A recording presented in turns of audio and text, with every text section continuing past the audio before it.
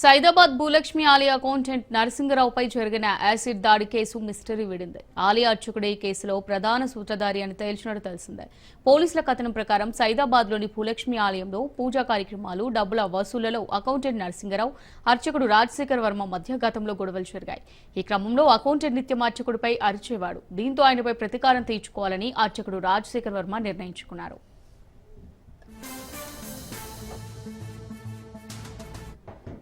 షేక్పేటలో పూజారిగా పనిచేస్తున్న సంగారెడ్డి జిల్లా సదాశివపేటకు చెందిన రాయ్కోడ్ హరిపుత్ర, రాజశేఖర శర్మకు మధ్య గురు శిష్యుల బంధం ఉంది.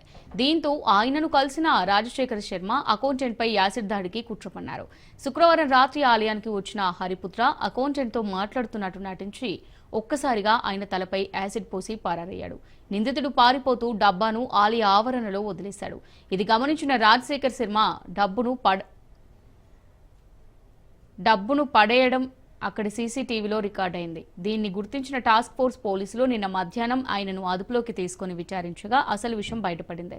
దీంతో నిందితుడిని అదుపులోకి తీసుకుని విచారిస్తున్నారు.